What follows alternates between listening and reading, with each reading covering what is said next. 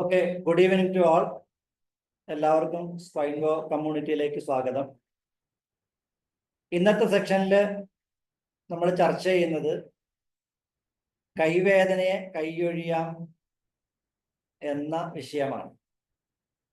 കൈവേദനയെ കൈയൊഴിയാം. കൈവേദനയുമായി ബന്ധപ്പെട്ട അല്ലെങ്കിൽ കൈയുമായി ബന്ധപ്പെട്ട പ്രശ്നങ്ങൾ ആണ് ഇന്നത്തെ സെക്ഷനിൽ നമ്മൾ ചർച്ച ചെയ്യുന്നത്. നമുക്ക് വിഷയത്തിലേക്ക് പോകാം. കൈവേദനയെ കൈയൊഴിയാം. അപ്പൊ സാധാരണഗതിയിൽ കൈയുമായി ബന്ധപ്പെട്ട പ്രശ്നങ്ങൾ എന്തൊക്കെ? 3 കാര്യങ്ങളാണ് ഇന്ന് നമ്മൾ ചർച്ച ചെയ്യുന്നത്. ഒന്ന്, കൈയുമായി ബന്ധപ്പെട്ട പ്രശ്നങ്ങൾ എന്തൊക്കെയാണ്? സാധാരണഗതിയിൽ നമ്മളുടെ അടുത്ത് വരുന്ന പേഷ്യൻസ് കൈയുമായി ബന്ധപ്പെട്ട എന്തൊക്കെ പ്രശ്നങ്ങളാണ് സാധാരണഗതിയിൽ പറയാറുള്ളത്? അതിനെക്കുറിച്ച് നമുക്ക് ഏകദേശമായ ഒരു ധാരണ വേണം. നമ്മുടെ അടുത്ത് വരുന്ന കൈയുമായി ബന്ധപ്പെട്ട ബുദ്ധിമുട്ടുകൾ പറഞ്ഞു വരുന്ന പേഷ്യൻസ് പൊതുവായി പറയുന്ന കൈയുടെ ബുദ്ധിമുട്ടുകൾ എന്തൊക്കെയാണ്? അതാണ് നമ്മൾ പ്രധാനമായിട്ട് ഇതിൽ മനസ്സിലാക്കേണ്ടത്. രണ്ടാമത്തേത്, അതിന്റെ കാരണങ്ങൾ എന്തൊക്കെയാണ്? ആ കൈയുമായി ബന്ധപ്പെട്ട പ്രശ്നങ്ങൾ പറഞ്ഞാൽ അതിന്റെ കാരണങ്ങൾ എന്തൊക്കെയാണ്? മൂന്നാമത്തേത്, PCTയുടെ അതിന്റെ സൊല്യൂഷൻസ് എന്തൊക്കെയാണ്? ഈ 3 വിഷയങ്ങളാണ് കൈവേദനയെ കൈയൊഴിയാം എന്ന് പറഞ്ഞ ഈ സബ്ജക്റ്റിൽ നമ്മൾ പറയുന്നത്. അതിലൊന്നാമത്തേത്, കൈയുമായി ബന്ധപ്പെട്ട് സാധാരണഗതിയിൽ ആളുകൾ പറയുന്ന പ്രോബ്ലംസ് എന്തൊക്കെയാണ്? 2 പ്രശ്നങ്ങളാണ് പൊതുവായിട്ട് നമുക്ക് കാണാൻ കഴിയുക. ആളുകൾ പൊതുവായി പറയുന്നത് 2 പ്രശ്നങ്ങളാണ്. കൈയുമായി ബന്ധപ്പെട്ട് 2 പ്രശ്നങ്ങളാണ് പൊതുവെ ആളുകൾ പറയുന്നത്. ഒന്ന് കൈയുടെ വേദനയാണ്, മറ്റൊന്ന് കൈ ഉയർത്താനുള്ള ബുദ്ധിമുട്ടാണ്. ഒന്ന് കൈയുടെ വേദനയാണ്, അതായത് ഷോൾഡർ മുതൽ കൈയുടെ വിരൽ വരെയുള്ള ഭാഗങ്ങളിലുള്ള വേദനയാണ് ഒരു പ്രശ്നം. മറ്റൊന്ന് കൈ ഉയർത്താനുള്ള ബുദ്ധിമുട്ടാണ്. ഇത് രണ്ടുമാണ് പൊതുവെ കൈയുടെ പ്രശ്നങ്ങളായിട്ട് പൊതുവെ രോഗികളായ ആളുകൾ ചികിത്സകരെ സമീപിക്കുന്ന കാരണങ്ങളെന്ന് പറയുന്നത്. അതിൽ കൈവേദന എന്ന് പറഞ്ഞാൽ എന്തൊക്കെ അതിൻ്റെ അകത്ത് പെടുമെന്ന് നമുക്ക് നോക്കാം. ഒന്ന്, ഷോൾഡർ പെയിൻ ആണ്. നമ്മൾ സാധാരണഗതിയിൽ പറയാറുള്ള ഷോൾഡർ പെയിൻ ആണ് കൈവേദനയിലെ ഒരു പ്രധാനപ്പെട്ട കാര്യം എന്ന് പറയുന്നത്. രണ്ടാമത്തത്, മസിൽ പെയിൻ എന്ന് നമുക്ക് പറയാൻ പറ്റുന്ന ഒരു കാര്യമാണ്. മസിൽ പെയിൻ, നമ്മുടെ ഷോൾഡറിന്റെ താഴെ ഭാഗത്തുള്ള മസിലിന്റെ ഭാഗത്ത് വേദന എടുക്കുന്ന ഒരു പ്രശ്നമാണ് രണ്ടാമതായി ആളുകൾ പറയുന്ന ഒരു പ്രശ്നം എന്ന് പറയുന്നത്. മൂന്നാമത്തത്, ടെന്നീസ് എൽബോ, കൈമുട്ടിന്റെ വേദന. പൊതുവെ ടെന്നീസ് എൽബോ എന്ന് നമ്മൾ പറയുന്ന കൈമുട്ടിന്റെ വേദനയാണ് കൈവേദനയുമായി ബന്ധപ്പെട്ട് പറയുന്ന മറ്റൊരു പ്രശ്നം എന്ന് പറയുന്നത്. പിന്നെ ഒന്ന്, നമ്മളുടെ കൈയുടെ ബ്രസ്റ്റിന്റെ ഭാഗത്തുള്ള വേദന. ആ വേദനയാണ് കൈവേദനയുമായി ബന്ധപ്പെട്ട് പറയുന്ന മറ്റൊരു പ്രശ്നം. ഇനി ഒരു പ്രശ്നം എന്ന് പറയുന്നത്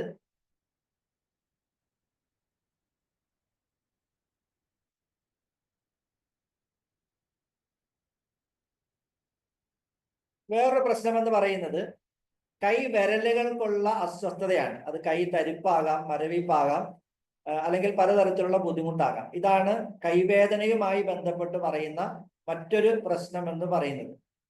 അപ്പൊ ഇതെല്ലാമാണ് സാധാരണഗതിയിൽ കൈവേദനയുമായി ബന്ധപ്പെട്ട ആളുകൾ പറയുന്ന പ്രശ്നം. നമ്മുടെ ഷോൾഡർ മുതൽ കൈ വിരൽ വരെയുള്ള ഏരിയയിൽ ഒന്നെങ്കിൽ ഷോൾഡർ പെയിൻ, അല്ലെങ്കിൽ മസിൽ പെയിൻ, അല്ലെങ്കിൽ മുട്ടുവേദന, അല്ലെങ്കിൽ നമ്മുടെ കൈയുടെ വ്രിസ്റ്റിന്റെ അവിടെ വേദന, അതല്ലെങ്കിൽ കൈ വിരലുകളുമായി ബന്ധപ്പെട്ട മരവിപ്പ്, അങ്ങനെയുള്ള ബുദ്ധിമുട്ടുകളാണ് പൊതുവെ കൈയുമായി ബന്ധപ്പെട്ട് കൈവേദനയുമായി ബന്ധപ്പെട്ട് ആളുകൾ പൊതുവെ പറയുന്നത്. അപ്പൊ ഈ പ്രശ്നത്തിന് മറ്റൊന്ന് കൈ ഉയർത്താനുള്ള ബുദ്ധിമുട്ടാണ്. നേരത്തെ പറഞ്ഞതെല്ലാം കൈ വേദനയുമായി ബന്ധപ്പെട്ട സംഗതിയാണെങ്കിൽ മറ്റൊരു പ്രശ്നം എന്ന് പറയുന്നത് കൈ ഉയർത്താനുള്ള ബുദ്ധിമുട്ടാണ്. ഏതെങ്കിലും തരത്തിൽ കൈ ഉയർത്താൻ ബുദ്ധിമുട്ട്, ചെറുതായിട്ട് ഉയർത്താൻ ബുദ്ധിമുട്ട്, കുറച്ച് അധികം ഉയർത്തുമ്പോൾ വേദന, അല്ലെങ്കിൽ ഒരു കൈ പിടിച്ച് മറ്റേ കൈ കൊണ്ട് ഉയർത്തുന്ന പ്രശ്നം, കൈയിന് ഉയർത്തിക്കഴിഞ്ഞാൽ താഴേക്ക് നിയന്ത്രണമില്ലാതെ വരുന്ന അവസ്ഥ, ഇങ്ങനെയൊക്കെയുള്ള പ്രശ്നങ്ങൾ, കൈ ഉയർത്തുന്നതുമായി ബന്ധപ്പെട്ട പ്രശ്നങ്ങളാണ് കൈയുടെ രണ്ടാമത്തെ പ്രശ്നം എന്ന് പറയുന്നത്. ഒന്ന് കൈ വേദനയാണ്, മറ്റൊന്ന് കൈ ഉയർത്താനുള്ള ബുദ്ധിമുട്ടാണ്. കൈ ഉയർത്താനുള്ള ബുദ്ധിമുട്ടാണ്. അപ്പൊ ഇതിന്റെ റീസൺ എന്താ? കൈയുമായി ബന്ധപ്പെട്ട ഈ പറയപ്പെട്ട ബുദ്ധിമുട്ടുകളുടെ റീസൺ എന്താണ്? നമുക്കറിയാം, നമ്മൾ പൊതുവായി പറഞ്ഞിട്ടുണ്ട്, ഒരാൾക്കുണ്ടാകുന്ന വേദനകളുടെ പ്രധാനപ്പെട്ട കാരണമെന്ന് പറയുന്നത്, അല്ലെങ്കിൽ അവയവങ്ങൾ ചലിപ്പിക്കുന്നതിൽ ബുദ്ധിമുട്ടുണ്ടാകുന്നതിന്റെ പ്രധാന കാരണമെന്ന് പറയുന്നത് നെർവ് കംപ്രഷൻ ആണ് എന്ന് നമ്മൾ പറഞ്ഞിട്ടുണ്ട്. അപ്പൊ ഇവിടെയും ഈ കൈയുമായി ബന്ധപ്പെട്ട ഈ പ്രശ്നങ്ങൾ നമ്മൾ നോക്കിയാൽ ഇതെല്ലാം നെർവ് കംപ്രഷനുമായി ബന്ധപ്പെട്ട പ്രശ്നമായിരിക്കാം. ഷോൾഡർ പെയിൻ ആണെങ്കിലും, മുട്ടിന് വേദനയാണെങ്കിലും, നമ്മുടെ വിരലിന്റെ ഏതെങ്കിലും ഭാഗത്തുള്ള വേദനയാണെങ്കിലും, അതുപോലെ നമ്മൾ കാർപ്പൽ ടണൽ സിൻഡ്രോം എന്ന് പറയുന്ന പ്രശ്നമാണെങ്കിൽ, കൈയുടെ മരവിപ്പ്, തരിപ്പ്, അങ്ങനെയുള്ള ബുദ്ധിമുട്ടാണ്. ഇതെല്ലാം നമ്മൾ നെർവ് കംപ്രഷനുമായി ബന്ധപ്പെട്ടാണ് പറയുന്നത്. അങ്ങനെയാണെങ്കിൽ ഈ നെർവ് കംപ്രഷൻ നമ്മുടെ സ്പൈനിന്റെ ഏത് ഏരിയയുമായിട്ടായിരിക്കും കണക്ഷൻ? അതായത് കൈയുമായി ബന്ധപ്പെട്ട ഈ ബുദ്ധിമുട്ടുകളൊക്കെ നെർവ് കംപ്രഷൻ കൊണ്ടുണ്ടാകുന്നതാണെങ്കിൽ ഏത് സ്പൈൻ ഏരിയയിലെ നെർവുകളായിരിക്കും കംപ്രഷൻ വന്നിട്ടുണ്ടാകുക? ഇതാണ് നമ്മൾ കൃത്യമായി മനസ്സിലാക്കേണ്ടത്.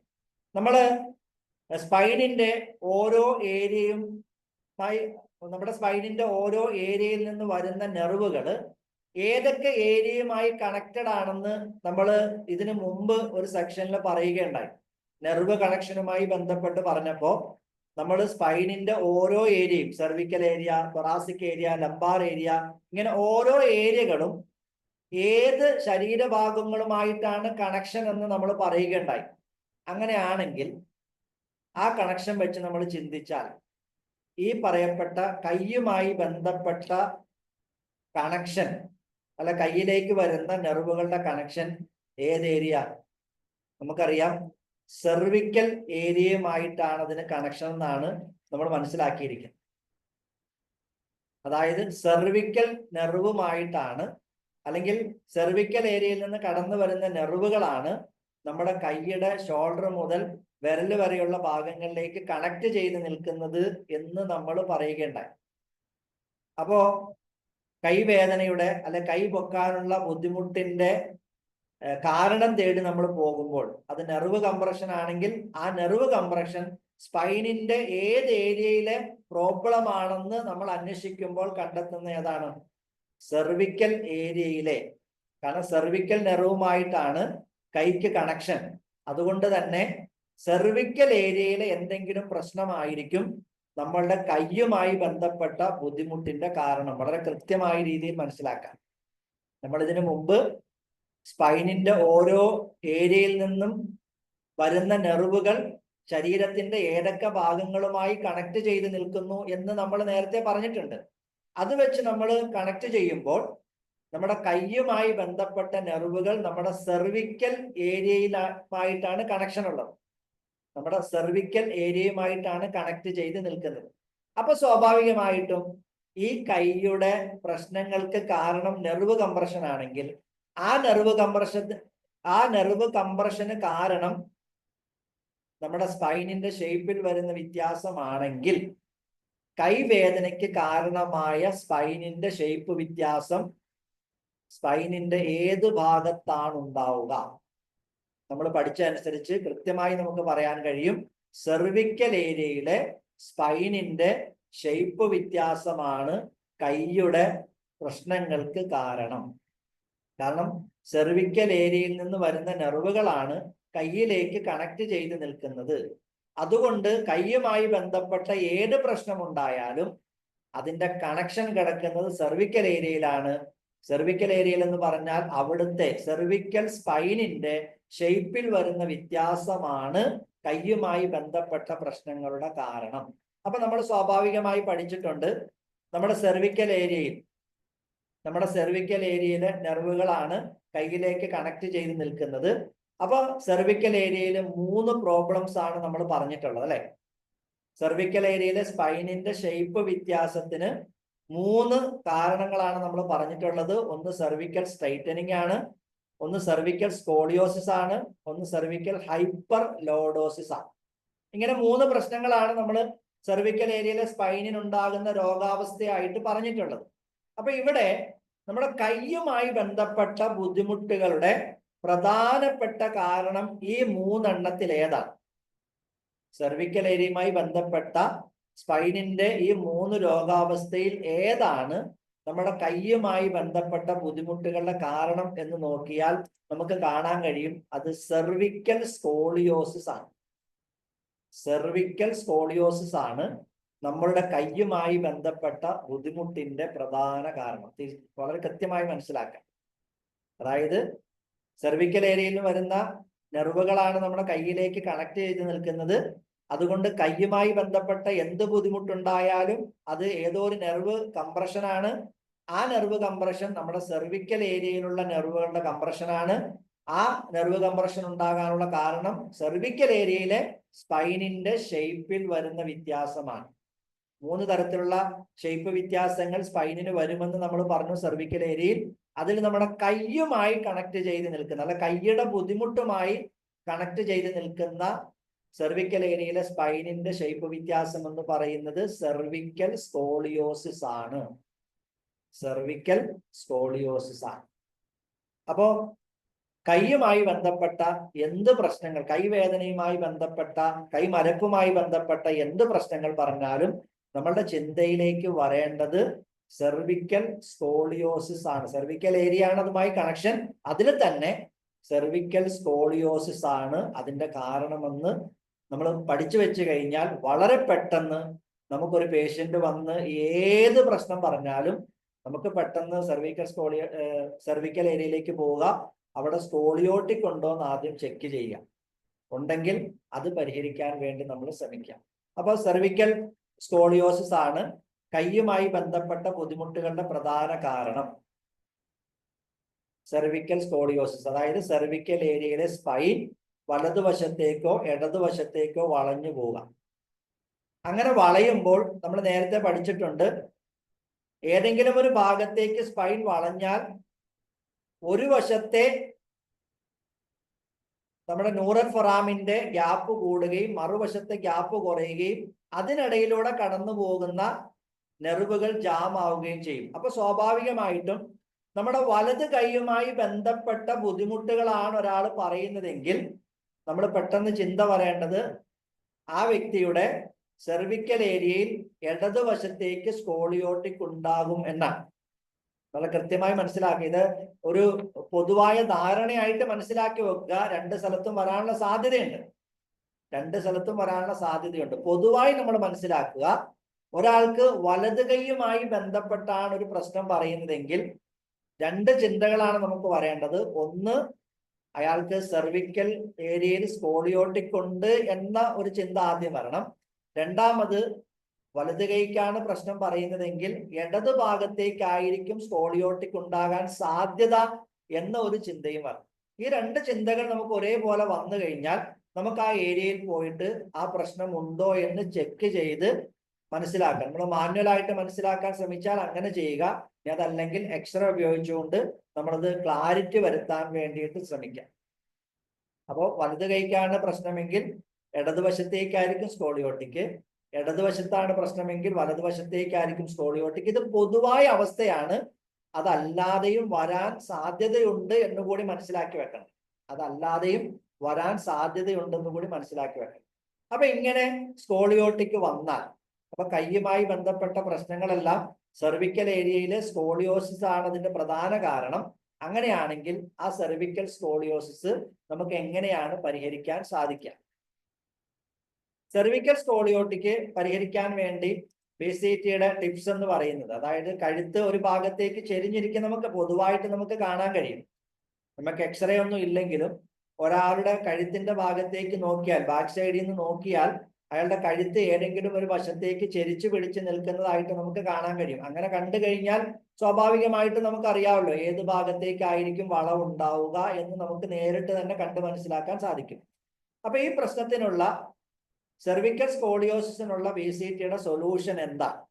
സെർവിക്കൽ സ്കോളിയോസിനുള്ള BCTയുടെ സൊല്യൂഷൻ എന്ന് പറയുന്നത്, നമ്മൾ സാധാരണഗതിയിൽ സ്കോളിയോസിന് പരിഹാരം പറയുന്നത് ഏത് ഭാഗത്തേക്കാണോ സ്കോളിയോസിസ് ആ ഭാഗത്തേക്ക് ചെരിക്കാനാണ് പറയാ. ലംബാർ ഏരിയയിലും തൊറാസിക് ഏരിയയിലും ഒക്കെ സ്കോളിയോസിസ് ഉണ്ടെങ്കിൽ നമ്മൾ പറയുക വലതുവശത്തേക്കാണ് വളവുള്ളതെങ്കിൽ ആ വളവിനെ എന്ത് ചെയ്യണം, ആ സൈഡ് ചെരിച്ച് കിടത്തി നിവർത്തണമെന്നാണ് നമ്മൾ പറയല്. അതേസമയം സെർവിക്കൽ സ്കോളിയോസിന് നമ്മൾ പറയുന്നത്, നമ്മൾ ഈ കഴുത്തിന്റെ ഏരിയ കുറഞ്ഞ ഭാഗമായതുകൊണ്ട് നമ്മൾ അവിടെ ഒരു സാധനം വെച്ചിട്ട് നമുക്ക് വളയ്ക്കാൻ പ്രയാസമാണ്. നമുക്ക് ഇങ്ങനെ ഒരു വളവുണ്ടെങ്കിൽ സ്വാഭാവികമായിട്ടും നമ്മൾ ചെയ്യേണ്ടത് ഈ ഏരിയയിൽ ഒരു സാധനം വെച്ചിട്ട് ഇങ്ങോട്ട് വളയ്ക്കാണ് ചെയ്യേണ്ടത്. പക്ഷെ നമുക്ക് ഇവിടെ സ്പേസ് കുറവായതുകൊണ്ട് നമുക്ക് അവിടെ വെക്കുന്ന ഒരു സാധനത്തിന്റെ പ്രഷർ നമുക്ക് ഫീൽ ചെയ്യില്ല. അപ്പൊ നമ്മൾ കുറച്ചുകൂടെ എളുപ്പമുള്ള മറ്റൊരു മെത്തേഡാണ് ചെയ്യുന്നത്. അതായത് ഇങ്ങനെ വളഞ്ഞിരിക്കുന്ന ഒരു തലയാണെങ്കിൽ നമ്മൾ ഈ ഭാഗത്ത് വെച്ച് ഇങ്ങോട്ട് വളയ്ക്കുന്നതിന് പകരം നമ്മൾ ഈ താഴ്ന്നു നിൽക്കുന്ന ഭാഗത്തെ ഓപ്പോസിറ്റ് വളയ്ക്കാൻ വേണ്ടി ശ്രമിക്കുകയാണ്. കൃത്യമായി മനസ്സിലാക്കുക. ഒരാളുടെ കഴുത്ത് ഇങ്ങനെ ചെരിഞ്ഞിരിക്കുകയാണ്. ഇങ്ങനെ ചെരിഞ്ഞിരിക്കുമ്പോൾ നമുക്ക് ഇതിന്റെ സൊല്യൂഷൻ എന്ന് പറയുന്നത്, അയാളുടെ തല ഈ ഭാഗത്തേക്കാണ് താഴ്ന്നിരിക്കുന്നത്, ഈ ഭാഗത്തേക്കാണ് ചെരിഞ്ഞിരിക്കുന്നതല്ല, ഈ ഭാഗത്തേക്കാണ് താഴ്ന്നിരിക്കുന്നതെന്നാണ് പറയേണ്ടത്. രണ്ടും തമ്മിൽ മാറിപ്പോകരുത്. കഴുത്ത് ചെരിഞ്ഞിരിക്കുന്നത് ഇങ്ങോട്ടാണ്, സ്കോളിയോട്ടിക്ക് ഇങ്ങോട്ടാണ്, പക്ഷെ തല താഴ്ന്നിരിക്കുന്നത് ഓപ്പോസിറ്റ് ആണ്. അപ്പൊ ഈ താഴ്ന്നിരിക്കുന്ന ഭാഗത്തെ നേരെ ഓപ്പോസിറ്റിലേക്ക് വളച്ച് ഇങ്ങനെ ആക്കി വെക്കണം. ഇങ്ങനെ കുറച്ചു നേരം വെച്ച് കഴിഞ്ഞാൽ സ്വാഭാവികമായിട്ടും ആ അങ്ങോട്ടുണ്ടായിരുന്ന വളവ് നമ്മൾ തിരിച്ചു കുറച്ചു നേരം ഇങ്ങോട്ടാക്കി വെക്കുമ്പോൾ അത് നേരെയാകും എന്നതാണ് നമ്മൾ മനസ്സിലാക്കേണ്ടത്. അതിനുവേണ്ടി നമ്മൾ എന്താണ് ചെയ്യുന്നതെന്നാണ്. അതിനുവേണ്ടി നമ്മൾ ചെയ്യുന്നത്, 2 ബ്ലോക്ക് വെച്ചുകൊണ്ട്, ഡബിൾ ബ്ലോക്ക് വെച്ച് അതിന്റെ മുകളില് ഒരു എക്സ്ട്രാ എന്തെങ്കിലും ഒരു കട്ടിയുള്ള പുതപ്പോ അല്ലെങ്കിൽ ടർക്കിയോ വല്ലതും മടക്കി വെച്ചുകൊണ്ട് എന്ത് ചെയ്യുക, ഓപ്പോസിറ്റിലേക്ക് ചെരിക്കാൻ വേണ്ടി ശ്രമിക്കുക എന്നുള്ളതാണ്. ഒന്നുകൂടെ കൃത്യമായി മനസ്സിലാക്കുക. അതായത് എന്റെ കഴുത്ത് ചെരിഞ്ഞിരിക്കുമ്പോൾ സ്കോളിയോസിസ് ഉള്ളത് ഈ ഭാഗത്തേക്കാണ്, സ്കോളിയോസിന്റെ വളവുള്ളത് ഈ ഭാഗത്തേക്കാണ്. പക്ഷെ കഴുത്ത് താഴ്ന്നിരിക്കുന്നത് എന്റേത് ഈ ഭാഗത്താണ്. അപ്പൊ എവിടെയാണ് ബ്ലോക്ക് വെക്കേണ്ടത്? ഈ താഴ്ന്നിരിക്കുന്ന ഭാഗത്താണ് ബ്ലോക്ക് വെക്കേണ്ടത്. അങ്ങനെയാണ് പറഞ്ഞു പഠിക്കേണ്ടത്. ചെരിഞ്ഞിരിക്കുന്ന ഭാഗത്ത് നല്ല പറഞ്ഞു പഠിക്കേണ്ടത്. കഴുത്ത് താഴ്ന്നിരിക്കുന്ന ഭാഗത്ത് ആണ് ഡബിൾ ബ്ലോക്ക് വെക്കേണ്ടത്. ചെരിഞ്ഞിരിക്കുന്ന ഭാഗത്തല്ല, താഴ്ന്നിരിക്കുന്ന ഭാഗത്താണ് ഡബിൾ ബ്ലോക്ക് വെക്കുക. അങ്ങനെ വെച്ച് കിടത്തി കഴിഞ്ഞാൽ എങ്ങനെ ആക്ഷൻ വരണം? ഇങ്ങനെ ചെരിഞ്ഞിരിക്കുന്ന തല അത് ഇങ്ങനെ ചെരിഞ്ഞതായി വരണം. ഓക്കെ, അതാണ് ഈ പിക്ചറിലൂടെ നമ്മൾ കാണിക്കുന്നത്. ഡബിൾ ബ്ലോക്ക് വെച്ച് കഴിഞ്ഞാൽ താഴ്ന്നിരിക്കുന്ന ഭാഗത്തെ തലഭാഗം, നമ്മുടെ ചെവിയുടെ തൊട്ട് മുകളിലുള്ള ഭാഗം എന്ത് ചെയ്യണം? ഈ ഡബിൾ ബ്ലോക്കിൽ വെച്ചിട്ട് ഈ പറഞ്ഞ രീതിയിൽ തല ഓപ്പോസിറ്റ് ആയിട്ട് ചെരിയുന്നത്ര രീതിയിൽ വരണം. ഓക്കെ, അപ്പൊ ഇതാണ് നമ്മുടെ BCTയുടെ സെർവിക്കൽ സ്കോളിയോസിനുള്ള പരിഹാരം എന്ന് പറയുന്നത്. കണ്ടോ, ഈ എക്സ്റേയിൽ ഞാൻ കൊടുത്തിരിക്കുന്നത് പോലെ ഏത് ഭാഗത്തേക്കാണോ തല താഴ്ന്നിരിക്കുന്നത്, ചെരിവ് എങ്ങോട്ടാണോ, ചെരിവ് എന്ന് പറഞ്ഞാൽ ആ താഴ്ച എങ്ങോട്ടാണോ, കഴുത്തിന്റെ താഴ്ച, തലയുടെ താഴ്ച എങ്ങോട്ടാണോ, ആ ഭാഗത്താണ് ഈ ഡബിൾ ബ്ലോക്ക് വെക്കേണ്ടത് എന്ന് കൃത്യമായി മനസ്സിലാക്കാം. ഓക്കെ, അപ്പൊ ഇതാണ് സെർവിക്കൽ സ്കോളിയോസിനുള്ള BCTയുടെ സൊല്യൂഷൻ എന്ന് പറയുന്നത്. ഡബിൾ ബ്ലോക്ക് പില്ലോ ആണ്. അതായത് 2 ബ്ലോക്ക് വെക്കുക, അതിന്റെ മുകളിൽ ഒരു എക്സ്ട്രാ കനം കൂടി കിട്ടാൻ വേണ്ടി, ഉയരം കൂടി കിട്ടാൻ വേണ്ടിയിട്ട് എന്ത് ചെയ്യുക, നമ്മൾ എക്സ്ട്രാ എന്തെങ്കിലും ഒരു പുതപ്പോ അതുപോലെ തന്നെ ടർക്കിയോ മടക്കി വെച്ചിട്ട് ഇങ്ങനെ ചെരിഞ്ഞിരിക്കുന്ന തലയെ ഈ ഭാഗത്ത് വെച്ചുകൊണ്ട് എന്ത് ചെയ്യുക, ഓപ്പോസിറ്റ് ചെരിഞ്ഞതുപോലാക്കി മാറ്റുക. ഇതാണ് അതിന്റെ രീതി എന്ന് പറയുന്നത്. അപ്പൊ ഇതാണ് കൈവേദനയുമായി ബന്ധപ്പെട്ട സെർവിക്കൽ സ്കോളിയോസിനുള്ള BCT സൊല്യൂഷൻ എന്ന് പറയുന്നത്. ഇനി അടുത്തത് നമുക്ക് നോക്കേണ്ടത് കൈ ഉയർത്തുന്നതുമായി ബന്ധപ്പെട്ട പ്രശ്നമാണ്. കൈ ഉയർത്തുന്നതുമായി ബന്ധപ്പെട്ട കാരണമെന്ന് പറയുന്നത്, നമ്മൾ പറയുന്നത് C8 നെർവ് കംപ്രഷൻ എന്നാണ്. C8 നെർവ് കംപ്രഷൻ എന്ന് പറഞ്ഞാൽ നമ്മളുടെ സെർവിക്കൽ ഏരിയയിൽ 7 ബോൺസ് ഉണ്ട്, അതുപോലെ 8 നെർവ്സ് ഉണ്ട്. അപ്പൊ സെർവിക്കൽ ഏരിയയിലെ C7 വെട്ടിബ്രയുടെയും തൊറാസിക് ഏരിയയിലെ T1 വെട്ടിബ്രയുടെയും ഇടയിലൂടെ വരുന്നതാണ് C8 നെർവ് എന്ന് പറയുന്നത്. കൃത്യമായി മനസ്സിലാക്കുക. നമ്മുടെ സെർവിക്കൽ ഏരിയയിലെ C7 വെട്ടിബ്രയുടെയും തൊറാസിക് ഏരിയയിലെ T1 വെട്ടിബ്രയുടെയും ഇടയിലൂടെ വരുന്നതാണ് C8 നെർവ് എന്ന് പറയുന്നത്. ഈ C8 നെർവാണ് കൈ ഉയർത്തുന്നതുമായ ബുദ്ധിമുട്ടിന്റെ കാരണം, ഉയർത്തുന്നതുമായി ബന്ധപ്പെട്ട ബുദ്ധിമുട്ടിന്റെ കാരണം. ആ C8 നെർവിൽ കംപ്രഷൻ ഉണ്ടാകുന്നതാണ് കൈ ഉയർത്തുന്നതുമായി ബന്ധപ്പെട്ട അധിക ബുദ്ധിമുട്ടുകളുടെയും കാരണം എന്ന് മനസ്സിലാക്കേണ്ടതുണ്ട്.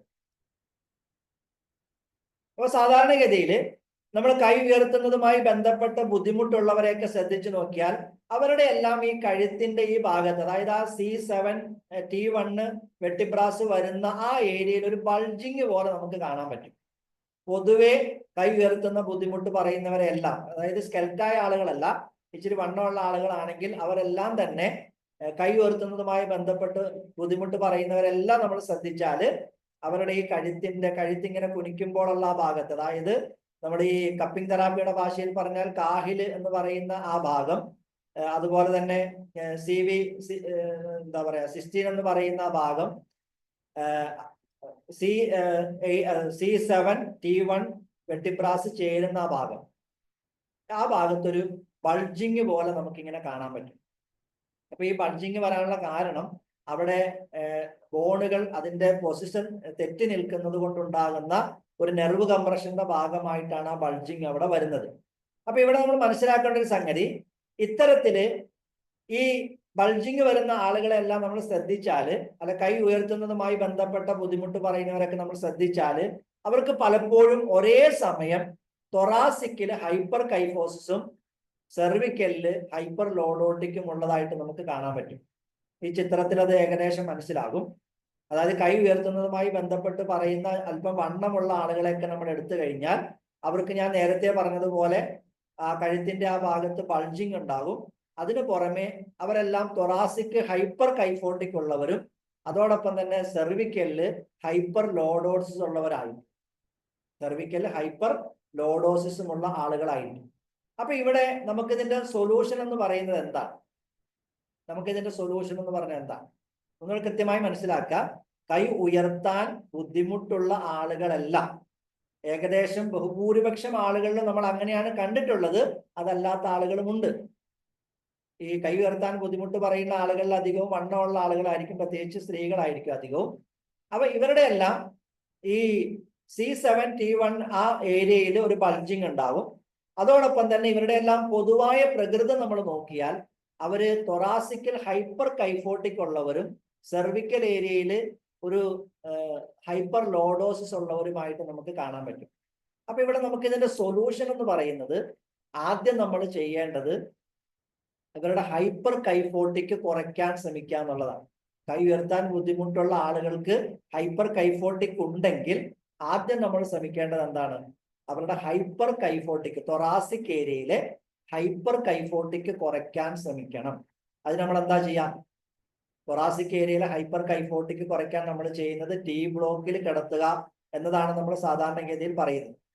അപ്പൊ പൊതുവെ നമുക്ക് നമ്മുടെ ക്ലിനിക്കൽ എക്സ്പീരിയൻസ് എന്ന് പറയുന്നത്, കൈ ഉയർത്താൻ ബുദ്ധിമുട്ടായിട്ട് വരുന്ന ആളുകൾക്ക് ഇങ്ങനെ ഒരു തൊറാസിക് ഹൈപ്പർ കൈഫോട്ടിക് ഉണ്ടെങ്കിൽ നമ്മൾ അവരെ ആദ്യം T ബ്ലോക്കിൽ കിടത്തുകയാണ് ചെയ്യുന്നത്.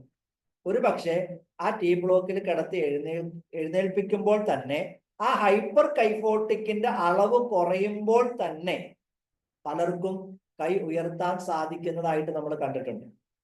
അപ്പൊ ആദ്യം നമ്മൾ ചെയ്യേണ്ടത് അതാണ്. എന്ത് ചെയ്യുക?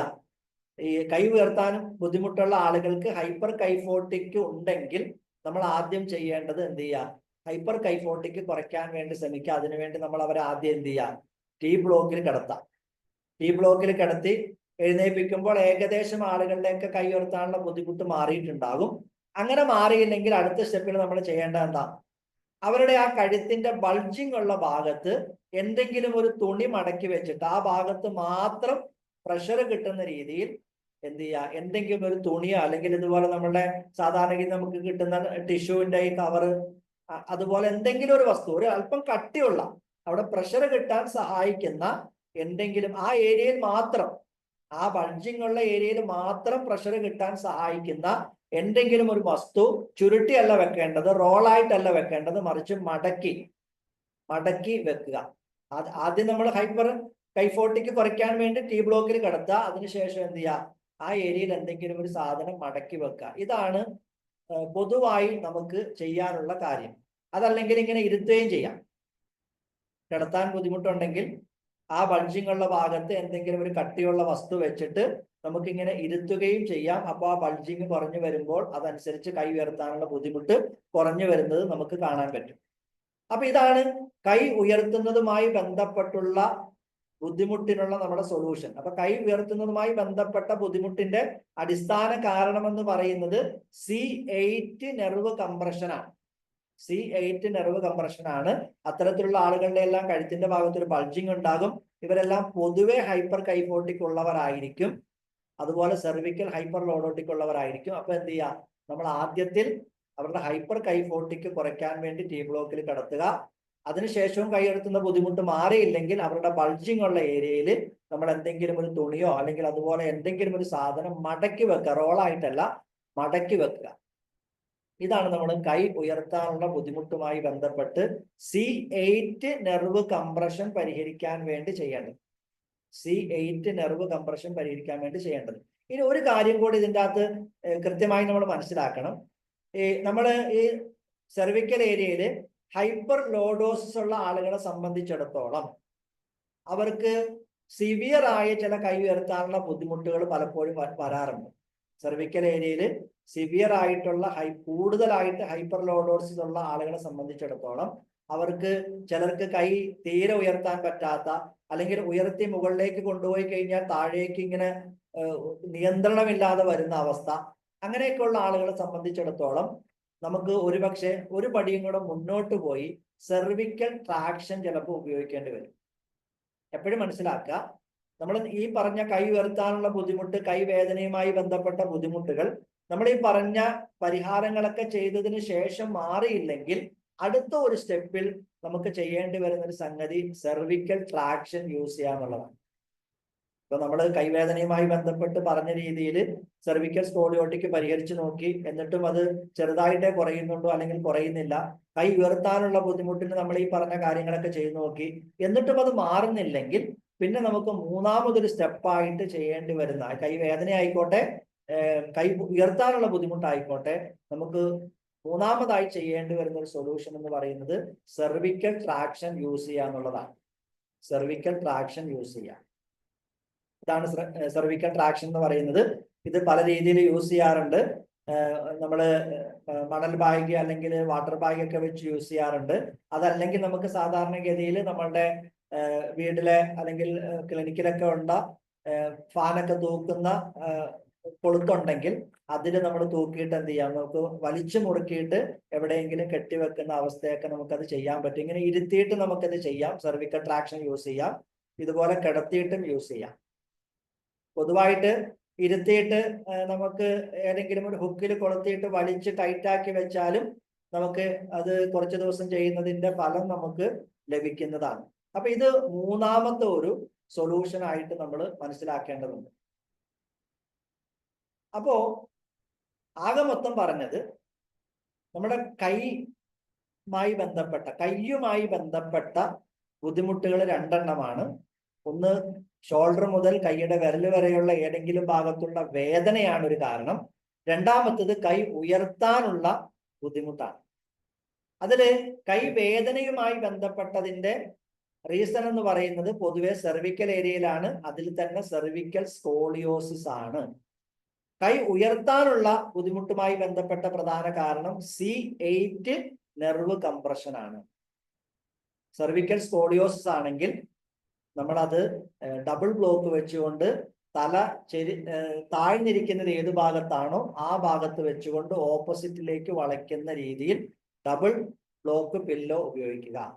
C8 നെർവ് കംപ്രഷൻ ആണെങ്കിൽ അവരുടെ തൊറാസിക്കില് ഹൈപ്പർ കൈഫോട്ടിക് ആദ്യം കുറയ്ക്കുക. അതിനുശേഷം മാറിയില്ലെങ്കിൽ അവരുടെ C8 കഴുത്തിന്റെ ഭാഗത്തുള്ള ബൾജിങ് കുറയ്ക്കാൻ വേണ്ടിയിട്ട് ശ്രമിക്കുക. അതും കൊണ്ടും മാറിയില്ലെങ്കിൽ നമ്മൾ സെർവിക്കൽ ട്രാക്ഷൻ യൂസ് ചെയ്യാം. കൈവേദനയാകട്ടെ, കൈ പൊക്കാനുള്ള ബുദ്ധിമുട്ടാകട്ടെ, നമ്മൾ ഈ പറഞ്ഞ രണ്ട് സംഗതികളും ചെയ്തിട്ടും അത് മാറുന്നില്ലെങ്കിൽ മൂന്നാമതായിട്ട് നമുക്ക് ചെയ്യേണ്ടി വരുന്നത് സെർവിക്കൽ ട്രാക്ഷൻ യൂസ് ചെയ്യുക എന്നതാണ്.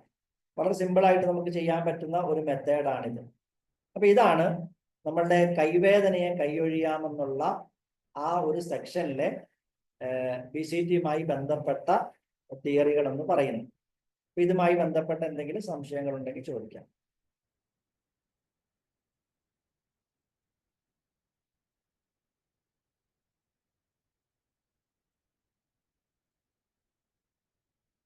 മൈക്ക് അലോ ചെയ്തിട്ടുണ്ട്. സാർ, അപ്പൊ ഈ രണ്ട് കൈക്കും വേദനയും തരിപ്പും ഉണ്ടെങ്കിൽ എന്താ ചെയ്യാം?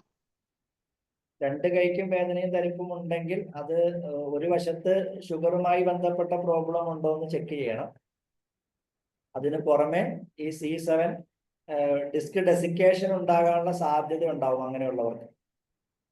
ഡിസ്ക് ഡെസിക്കേഷൻ നമ്മൾ കഴിഞ്ഞ ദിവസം പറഞ്ഞല്ലോ, അതായത് തിന്നിൻ ഡിസ്ക്, അവരുടെ സെർവിക്കൽ ഏരിയയിലെ ഡിസ്കിന്റെ ഫ്ലെക്സിബിലിറ്റി നഷ്ടപ്പെട്ടിട്ട് അത് കുറച്ചുകൂടെ ടൈറ്റായി പോകുന്ന അവസ്ഥ പൊതുവെ അങ്ങനെയുള്ളവരിൽ കാണാറുണ്ട്. അതുണ്ടെങ്കിൽ നമുക്ക് ഈ സെർവിക്കൽ ട്രാക്ഷൻ ഒക്കെ യൂസ് ചെയ്യേണ്ടി വരും. കാരണം കഴുത്ത് കുറച്ചുകൂടെ എന്താ പറയാ മുകളിലേക്ക് ഉയർത്തി പിടിക്കുമ്പോൾ അതിനിടയിൽ കുറച്ച് ഗ്യാപ്പ് കിട്ടാനുള്ള സാധ്യതയുണ്ട്. ആ സാധ്യത യൂസ് ചെയ്യാം. ഒരു കൈയാണ് ഉയർത്താൻ പറ്റാത്തുണ്ടെങ്കിലും രണ്ട് കൈ ഉയർത്താൻ പറ്റുന്നില്ലെങ്കിലും ഈ ബൾജിങ്ങില് ടവലും ഒക്കെ ചെയ്യേണ്ടത്. അല്ല, രണ്ട് കൈയും ഉയർത്താൻ പറ്റാത്ത പ്രശ്നം വരുന്നുണ്ടെങ്കിൽ നമ്മളുടെ പുതിയ ഒരു ക്ലിനിക്കൽ എക്സ്പീരിയൻസിൽ നമ്മൾ കണ്ടെത്തിയിരിക്കുന്ന സംഗതി, രണ്ട് കൈയും പകുതി മാത്രം ഉയർത്തുന്ന ആളുകളുണ്ട്. ഇങ്ങനെ കുറച്ച് മാത്രം പൊക്കിക്കൊണ്ട് വന്ന് ഉയർത്തുന്ന ആളുകളാണെങ്കിൽ അവിടെ T2, T1, 2, 3 ആ ഏരിയയിൽ മാത്രമായിട്ട് ചെറിയ സ്കോളിയോട്ടിക്ക് വന്നിട്ടുണ്ട്. അപ്പൊ അത് നമുക്ക് സാധാരണഗതിയിൽ BCTയുടെ വ്യത്യസ്തമായ ശൈലികൾ ഉപയോഗിച്ച് കിടത്തിക്കൊണ്ട് മാറ്റാൻ പറ്റില്ല. ആകെ നമുക്ക് ചെയ്യാൻ പറ്റുക ആ T1, 2, 3 തൊറാസിക്കിലെ 1, 2, 3 ബോൺസ് മാത്രം ഏതെങ്കിലും ഭാഗത്തേക്ക് സ്കോളിയോട്ടിക് ആയിട്ട് വളഞ്ഞു നിൽപ്പുണ്ടെങ്കിൽ അങ്ങനെ സംഭവിക്കാൻ സാധ്യതയുണ്ട്. ഈ അടുത്ത കാലത്ത് ഒരു പേഷ്യന്റിൽ നമ്മുടെ ശ്രദ്ധയിൽ അത് പെട്ടിട്ടുണ്ട്. അപ്പൊ അവിടെ നമുക്ക് രണ്ട് കാര്യങ്ങളാണ് ചെയ്യാൻ പറ്റുക. ഒന്ന്, നമ്മൾ നേരത്തെ പറഞ്ഞതുപോലെ എന്തെങ്കിലും ഒരു മസാജർ യൂസ് ചെയ്തുകൊണ്ട് അവിടുത്തെ ആ T1, 2, 3 ആ ഭാഗത്തെ സ്കോളിയോട്ടിക്ക് പരിഹരിക്കാൻ വേണ്ടിയിട്ട് ശ്രമിക്കുക. അതോടൊപ്പം തന്നെ അവിടെ വേണമെങ്കിൽ ഒരു തുണി മടക്കി വെച്ചുകൊണ്ട് ആ സ്കോളിയോട്ടിക്ക് പരിഹരിക്കാൻ വേണ്ടി സാധിക്കും. അത് രണ്ടും ട്രൈ ചെയ്ത് നോക്കാം.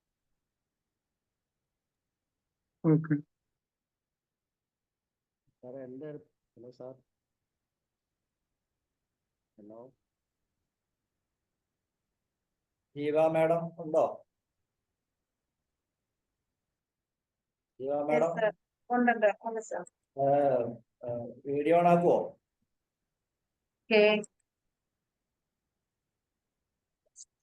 ജീവ മാഡത്തിന്റെ ഒരു എക്സ്പീരിയൻസ് ഷെയറിങ്ങിന് വേണ്ടിയിട്ടാണ്. എവിടെയാണ്?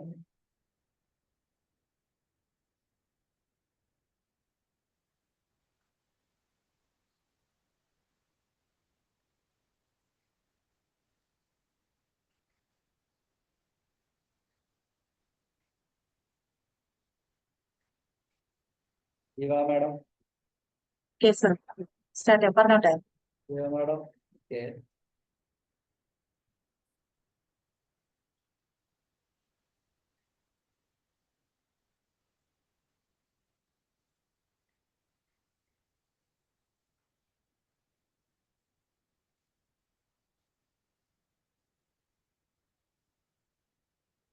ഞാനൊന്ന് ചോദിച്ചോട്ടെ, ഈ ജീവ മാഡത്തിന് രണ്ടുപേരെ ഒരേ സമയം സ്ക്രീനിൽ കാണുന്നുണ്ടോ നിങ്ങൾ?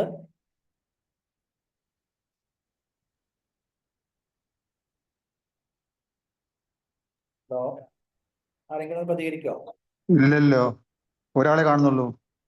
ഒരാളെ കാണുന്നുള്ളൂ. ഗീതാ മാഡത്തിനെ മാത്രമേ കാണുന്നുള്ളൂ.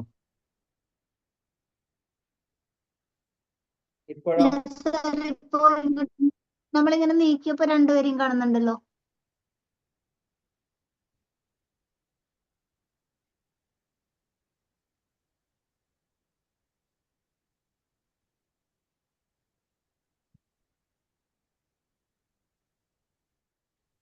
ഇപ്പൊ ഉണ്ട്, രണ്ടാളും കാണുന്നുണ്ട്.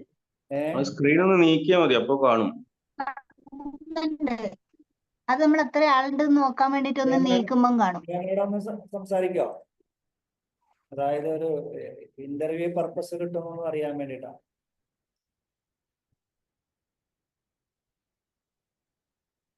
ജീവ മാഡം. യെസ് സർ, പറഞ്ഞോളൂ.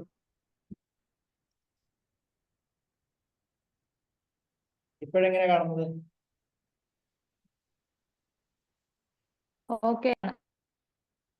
മറ്റേ സരസ്വതി മാഡം അബു ഒന്ന് ഉണ്ടാക്കാവോ? ഇപ്പൊ രണ്ടുപേരെയും കാണുന്നുണ്ട്. കാണുന്നുണ്ടോ? രണ്ടുപേരെ മാത്രമേ കാണുന്നുള്ളൂ? കാണുന്നുണ്ട്, രണ്ടുപേരെ മാത്രമേ. പിന്നെ ഈ എത്ര പേരുണ്ടെന്നുള്ളത് കാണുന്നുണ്ട് ഇതിനകത്ത്. അതല്ല, ഈ പ്രധാനമായിട്ട് രണ്ടുപേരല്ലേ കാണുന്നുള്ളൂ? കാണുന്നുള്ളൂ, രണ്ടുപേരെ കാണുന്നുള്ളൂ. ഓക്കെ, ബാക്കിയുള്ളവരൊന്ന് മ്യൂട്ട് ആയിക്കോണേ, സൗണ്ട് ആക്കരുത്. Okay, Jeeva madam. സാർ ഞാൻ പറഞ്ഞോട്ടെ? ഓക്കെ ഓക്കെ, പറഞ്ഞോളൂ മാഡം, കേൾക്കാം. എന്റെ പേര് ജീവ വേണുഗോപാൽ. ഞാൻ എറണാകുളത്ത് നിന്നാണ് കണക്ട് ആയിരിക്കുന്നത്. സാർ, ഞാൻ കഴിഞ്ഞ ഒരു 10 ദിവസം മുമ്പ് ഞാൻ BCT എന്നും പറഞ്ഞൊരു കോഴ്സ് പഠിച്ചു. പക്ഷെ ഞാനത് ആ വർക്ക്ഷോപ്പിന് പോയത് യാദൃശ്ചികവശാൽ ഒന്ന് പോയതാണ്. പക്ഷെ അത് ആ ക്ലാസ്, ആ വർക്ക്ഷോപ്പ് കഴിഞ്ഞപ്പം എനിക്ക് ഭയങ്കര ഹാപ്പി തോന്നി. കാരണം ഞാൻ എന്തൊക്കെയോ ഉള്ളിൽ എനിക്ക് കിട്ടി എന്നുള്ള ഒരു അംബീഷനിലാണ് ഞാൻ വന്നത്, തിരിച്ച് വീട്ടിലെത്തിയത്. പക്ഷെ ഞാൻ ഇന്നലെ എനിക്ക് ആ വർക്ക്ഷോപ്പിൽ പങ്കെടുത്തപ്പോ തന്നെ എനിക്ക് പെടലിക്ക് ഒരു വേദന ഉണ്ടായിരുന്നു നന്നായിട്ട്. അപ്പം ഞാൻ അന്നേരം അതിനനുസരിച്ച് ഞാൻ ഇന്നലെ വന്നപ്പം ഞാൻ വിചാരിച്ചു, എന്റെ ഹസ്ബൻഡിന് ഒരു ബാക്ക് പെയിനും ഉണ്ടായിരുന്നു. അതിനനുസരിച്ച് ഞാൻ പോയി 2 പേർക്കും ഒരു ഹോൾ ബോഡി സ്പൈനും മറ്റേ 2 പേർക്കും അത് ചെയ്തു. പക്ഷെ ചെയ്ത് കഴിഞ്ഞിട്ട് എനിക്കുണ്ടായിട്ടുള്ള എക്സ്പീരിയൻസ് സന്തോഷം എന്ന് വെച്ചാല്, ഞാൻ ആ എക്സ്റേ കിട്ടിയിട്ട് ഞാൻ അത് വെച്ചുകൊണ്ട് എനിക്ക് ആ വർക്ക്ഷോപ്പിൽ നിന്ന് കിട്ടിയ അറിവ് വെച്ചുകൊണ്ട് ഞാൻ അതിൻ്റെ അകത്ത് ഓരോ പോയിന്റുകളും, മറ്റേത് ഞാൻ എക്സ്റേ കിട്ടുമ്പോൾ ജസ്റ്റ് ഒരു ഫിലിം കണ്ടാൽ നമുക്കൊന്നും ആർക്കും മനസ്സിലാകത്തില്ല. കാരണം അത് ഡോക്ടേഴ്സിന് മാത്രം മനസ്സിലാകുന്ന ഒരു പർപ്പസ് ആണ്. പക്ഷെ ഞാൻ ആ ഫ്രെയിം എടുത്ത് കണ്ടതുമല്ല, എനിക്ക് ഭയങ്കര ഹാപ്പി തോന്നി. കാരണം എന്തൊക്കെയോ ആ വർക്ക്ഷോപ്പിൽ പഠിച്ചത് ഞാൻ അതൊരു പേപ്പർ എടുത്തിട്ട് ഓരോ പോയിന്റും എടുത്ത് നോക്കിയപ്പോൾ എനിക്കൊരു പെടലി വേദനയെന്ന് മാത്രം കണ്ടിരുന്ന ഞാന് ഒരു 6 പോയിന്റ് എനിക്ക് അതിൽ നിന്ന് കിട്ടി. അതിൽ നിന്ന് കിട്ടിയപ്പോ ഞാൻ വിചാരിച്ചു, അയ്യോ, എനിക്ക് ഇത്രയും അസുഖങ്ങൾ ഉണ്ടോ, എന്റെ സ്കെൽട്ടന് ഇത്രയും സ്പൈനിന് ഇത്രയും ബുദ്ധിമുട്ടുണ്ടോ എന്ന് എനിക്ക് അതിശയം വന്നു. അതനുസരിച്ച് എന്റെ മെന്ററായ സാറിനെ വിളിച്ചിട്ട് ഞാൻ അത് എന്റെ എക്സ്റേ കാണിച്ചു. എക്സ്റേ കാണിച്ചപ്പം എനിക്ക് അത്ഭുതം എന്ന് പറയട്ടെ, ഞാൻ ഇത്രയും നാളും എനിക്കൊന്നും ഇല്ലായിരുന്നെന്ന് നോക്കിയപ്പം എനിക്ക് കറക്റ്റ് ആയിട്ട് ആ പോയിന്റുകളെല്ലാം സാറും അത് കറക്റ്റ് ആയിട്ട് അത് കാണിച്ചു തന്നപ്പോ എനിക്ക് ഭയങ്കര അതിശയം ഉണ്ടായത്. കാരണം ഒരു രാവിലെ 9 മണി തൊട്ട് 6 മണി വരെയാണ് ആ വർക്ക്ഷോപ്പ് ഞാൻ അറ്റൻഡ് ചെയ്തത്. എത്രയോ നാളുകൊണ്ട് നമുക്ക് കിട്ടേണ്ട ഒരു അറിവ് അത്രയും മണിക്കൂറിനുള്ളിൽ എനിക്ക് കിട്ടിയത് മാത്രമല്ല, എനിക്കത് എന്നിൽ തന്നെ എനിക്ക് അപ്ലൈ ചെയ്യാനും എനിക്കത് കാണാൻ കിട്ടിയെന്ന് പറയുമ്പം ഇനിയും അത്രയും ദൂരം എനിക്ക് യാത്ര ചെയ്യുമ്പം എനിക്ക് അതിൽ എന്തുമാത്രം എന്റെ ലൈഫിലും എനിക്ക് മറ്റുള്ളവരിലോട്ട് പകരാനുമായിട്ടുള്ള അറിവ് എനിക്ക് കിട്ടുമെന്ന് ഭയങ്കര ഹാപ്പിയും എനിക്ക് സന്തോഷം, എനിക്ക് എന്ത് ചെയ്യുന്ന അറിയത്തില്ലാത്ത മാതിരി തോന്നി. ഞാനത് എന്റെ മെന്ററെ ഞാൻ അറിയിക്കുകയും ചെയ്തു എന്റെ സന്തോഷം. പക്ഷെ എനിക്ക് ഇത്രയും നേരത്തിനുള്ളിൽ എനിക്ക് ഇത്രയും വലിയൊരു അച്ചീവ്മെന്റ് എനിക്ക് നേടാൻ പറ്റുമെന്ന് ഞാൻ ഓർത്തേ ഇല്ല. എനിക്കത് ഭയങ്കര ഹാപ്പി ആയിട്ട് തോന്നുന്നു. ഞാനൊരു മൈൻഡ് മാനേജ്മെന്റ് കോച്ചും ഒരു ലൈഫ് സ്റ്റൈൽ കോച്ചുമാണ്. പക്ഷെ അതിൽ നിന്നൊന്നും കിട്ടാത്തത് ഈ ഷോർട്ട് പീരീഡിൽ കിട്ടിയപ്പം എനിക്ക് ഭയങ്കര happy. Thank you. Okay, thank you madam. Thank you. Shajan sir, rice hand ഉണ്ടോ?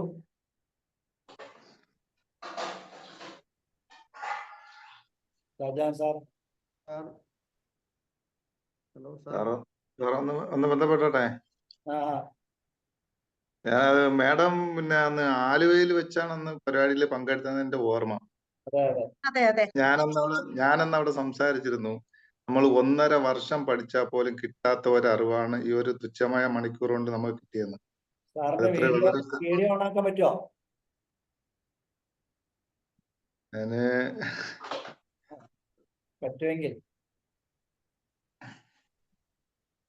എല്ലാരും ഇനി ഒരു ഇന്റർവ്യൂ ഒക്കെ നടത്താനുള്ള പർപ്പസിലൊക്കെ വരണം കേട്ടോ. കാരണം ഇപ്പൊ ഒരു ഭയങ്കര ഒരു അട്രാക്ഷൻ എന്ന് വെച്ചാൽ കൂടുതൽ ഇത് ഈ എക്സ്റേ കിട്ടണമെന്ന് തോന്നിപ്പോന്നു. ഇപ്പൊ എനിക്ക് വേണ്ടിയിട്ടല്ല ഞാൻ എടുത്തത്, എനിക്കൊരു എക്സ്പീരിയൻസ് ചെയ്യാൻ വേണ്ടി തന്നെയാണ് ഞാൻ എന്റെ ഹസ്ബൻഡിന്റെ എക്സ്റേ ഞാൻ എടുത്തത്. പക്ഷെ അതെനിക്കിപ്പോ ഭയങ്കര ഹാപ്പി ആയിട്ട് ഫീൽ ചെയ്യുന്നു. പിന്നെ മേഡം ഒന്ന് മറ്റേ ക്യാമറ ഒന്ന് ഓഫാക്കിയാൽ സാറിന് മാത്രമായിട്ട് കിട്ടും, ഒന്ന് കിട്ടാൻ വേണ്ടി. ഓക്കെ. അപ്പൊ നമ്മൾ അന്ന് പിന്നെ ഞാൻ അന്ന് പറഞ്ഞത് 1.5 വർഷം പഠിച്ചാൽ പോലും കിട്ടാത്ത അറിവാണ് അന്ന് സാറിന്റെ നിന്ന് നമുക്ക് കിട്ടിയത്. വളരെ ഉപകാരപ്പെട്ട ഒരു സംഗതിയാണ്.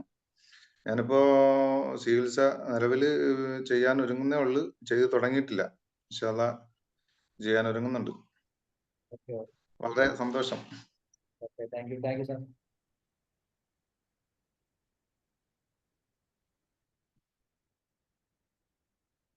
വേറെന്തെങ്കിലും?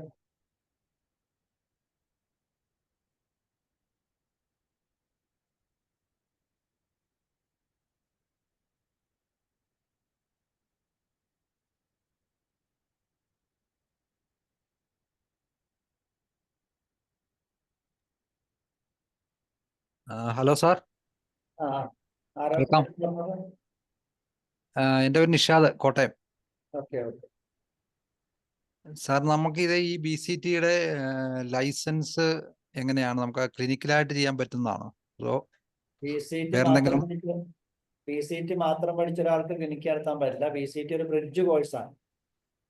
ബ്രിഡ്ജ് കോഴ്സ് എന്ന് പറഞ്ഞാൽ നിലവിലുള്ള തെറാപ്പികളുടെ കൂടെ അതിന്റെ റിസൾട്ട് സ്പീഡാക്കാൻ വേണ്ടി ചെയ്യാവുന്ന ഒരു മെത്തേഡ് മാത്രമാണ്. ഓ അത് ശരി. BCT മാത്രം പഠിച്ച ഒരാൾക്ക് ട്രീറ്റ്മെന്റ് എന്ന രീതിയിൽ ചെയ്യാൻ പറ്റില്ല. ഇതിന്റെ അകത്ത് നമ്മൾ പേഷ്യന്റിന്റെ ദേഹത്ത് തൊടുന്നില്ലല്ലോ. അതെ അതെ അതെ. എക്സസൈസ് എന്ന രീതിയിലുള്ള സപ്പോർട്ടിൽ എന്തെങ്കിലും ചെയ്തു കൊടുക്കാം. ട്രീറ്റ്മെന്റ് എന്ന പേരിൽ ചെയ്യാൻ കഴിയില്ല. നമ്മൾ നിലവിൽ പഠിപ്പിക്കുന്ന ഒരു ബ്രിഡ്ജ് കോഴ്സ് ആയിട്ടാണ്. എന്ന് പറഞ്ഞാൽ നിലവിൽ ചെയ്തുകൊണ്ടിരിക്കുന്ന തെറാപ്പികളുടെ കൂടെ അതിന്റെ സ്പീഡ് റിസൾട്ട് കിട്ടാൻ ഇത് കൂടെ അപ്ലൈ ചെയ്യാം. ഓക്കെ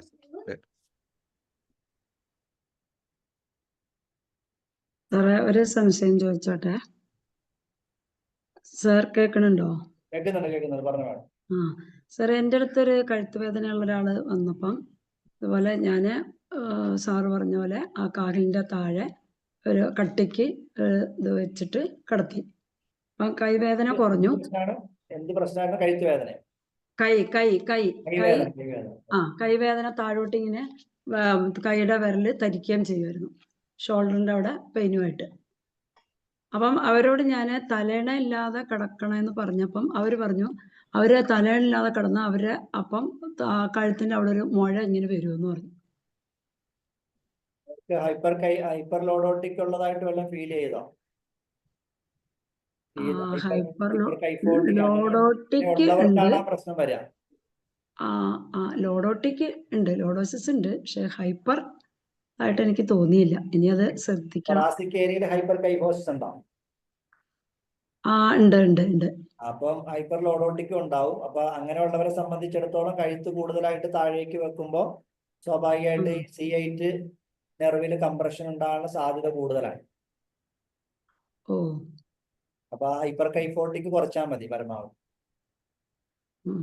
നമ്മുടെ ബൾജിങ് ഉള്ള സ്ഥലത്ത് എന്തെങ്കിലും വെക്കല് മാത്രമല്ല, അവരുടെ തൊറാസിക്കല് ഹൈപ്പർ കൈഫോട്ടിക് കുറയ്ക്കാൻ എപ്പോഴും ഞാൻ ഇതിന്റെ കൂടെ ആഡ് ചെയ്ത് പറയാണ്. നമ്മൾ ആരെ ട്രീറ്റ്മെന്റ് ചെയ്താലും, അതായത് എന്ത് പ്രോബ്ലത്തിന് ട്രീറ്റ്മെന്റ് ചെയ്താലും പ്രധാനമായി ശ്രദ്ധിക്കേണ്ട ഒരു സംഗതി ഞാൻ പറഞ്ഞല്ലോ, ബഹുഭൂരിപക്ഷം ആളുകൾക്കും ഹൈപ്പർ കൈഫോസിസ് ഉണ്ട്. ഞാൻ നേരത്തെ പറഞ്ഞിരുന്നു, ബഹുഭൂരിപക്ഷം ആളുകൾക്കും ഹൈപ്പർ കൈഫോസിസ് ഉണ്ട് എന്ന് വിശ്വസിക്കണം എന്ന് ഞാൻ പറയുകയുണ്ടായി. അപ്പൊ അതുകൊണ്ട് തന്നെ നമ്മൾ ഏത് ട്രീറ്റ്മെന്റ് ചെയ്യുമ്പോഴും മാക്സിമം ആളുകളുടെ ഹൈപ്പർ കൈഫോസിസ് കുറയ്ക്കാൻ ശ്രമിച്ചാൽ മുകളിലും താഴെയുമൊക്കെ അതിന്റെ റിസൾട്ട് കിട്ടും. ഇവിടുത്തെ വരുന്ന ബഹുഭൂരിപക്ഷം ആളുകളുടെയും മുകളിലും താഴെയുമൊക്കെയുള്ള ഹൈപ്പർ പ്രശ്നങ്ങൾ പരിഹരിക്കാൻ സഹായകമാണ് നമ്മുടെ ഈ സെൻട്രൽ ഭാഗത്തുള്ള തൊറാസിക്കിന്റെ ഹൈപ്പർ. സാറേ, അപ്പൊ ഒരു സംശയം. അപ്പൊ നമ്മുടെ ഇതിൽ വരുന്ന പേഷ്യൻസിനെ നമുക്ക് ആദ്യം T ബ്ലോക്ക് വെച്ച് കിടത്തേണ്ടത്? അല്ല, നമ്മൾക്ക് ഒരു പ്രൊസീജിയർ എന്ന് പറയുന്നത് ആദ്യം നമ്മൾ പെൽവിക് കറക്റ്റ് ചെയ്യണം, SI ജോയിന്റ് പ്രോബ്ലം കറക്റ്റ് ചെയ്യണം. അത് കഴിഞ്ഞാൽ പിന്നെ ബാക്കിയുള്ള അല്ല, അതെല്ലാം കഴിഞ്ഞതിന് ശേഷം ആണ് T ബ്ലോക്ക് വെച്ച്. സ്ട്രൈറ്റനിങ് അല്ലാത്ത മുഴുവൻ ആളുകളെയും എന്ത് ചെയ്യാം, നമുക്ക് T ബ്ലോക്കിൽ കിടത്താം. Okay sir. സ്ട്രൈറ്റനിങ് അല്ലാത്ത മുഴുവൻ ആളുകളെ, സ്ട്രൈറ്റനിങ് ഉള്ളവരെ T ബ്ലോക്കിൽ കിടത്തിയാൽ പിന്നെയും അളവ് നിവർന്നു പോവാ ചെയ്യാം. ശരി, ഓക്കെ.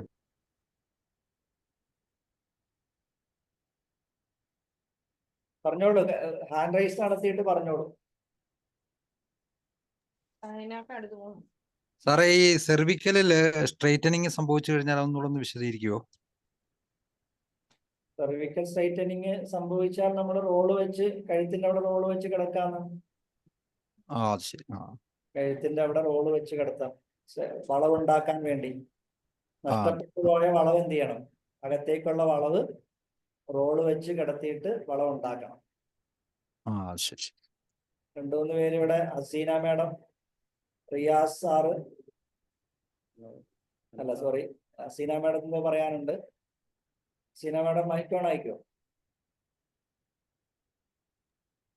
സാറേ, ഞാൻ കഴിഞ്ഞ ഒരു ക്ലാസ്സിന് ഒരു സംശയം ഇങ്ങനെ ചോദിച്ചിരുന്നു, ഒരു മുട്ടുവേദനയുടെ കാര്യം. അത് എന്റെ കാര്യം തന്നെയായിരുന്നു ഞാൻ ചോദിച്ചത്. എനിക്ക് മുട്ട് ശരിക്കുന്നേ മൃഗല മടക്കാൻ, അതായത് നമസ്കരിക്കാനൊക്കെ പെട്ടെന്ന് മടക്കി കഴിഞ്ഞ് കഴിയുമ്പോൾ പെട്ടെന്ന് നിവർക്കണം. അങ്ങനെ ഒരു പ്രശ്നമായിരുന്നു. അതായത് വലത് കാലിന്, റൈറ്റ് ഹാൻഡിനായിരുന്നു പ്രശ്നം. അപ്പം അപ്പൊ എനിക്ക് തന്നെ ചെക്ക് ചെയ്യാനുള്ള ബുദ്ധിമുട്ട് കൊണ്ട് ഞാൻ എന്റെ മോളെ കൊണ്ട് ഞാൻ പറഞ്ഞു, നീ എനിക്കൊന്ന് സ്പൈൻ്റെ അവിടെ ഒന്ന് ചെക്ക് ചെയ്യാൻ ഭാഗം കാണിച്ചു കൊടുത്തു. അങ്ങനെ ആളെ എനിക്ക് ചെക്ക് ചെയ്തപ്പോൾ എനിക്ക് പക്ഷെ നമ്മളെ ലംബാർ താഴെ കോസീസ് ആ ഭാഗത്തൊന്നും അങ്ങനെ വേദനയൊന്നും ഫീൽ ചെയ്തില്ല. നമ്മളവിടെ ബോൾ വെക്കാനാണല്ലോ സാധാരണ പറഞ്ഞിരിക്കുന്നത് ആ ഭാഗം. പക്ഷെ അവള് 2 പ്രഷറൊക്കെ തന്നു അവിടെ.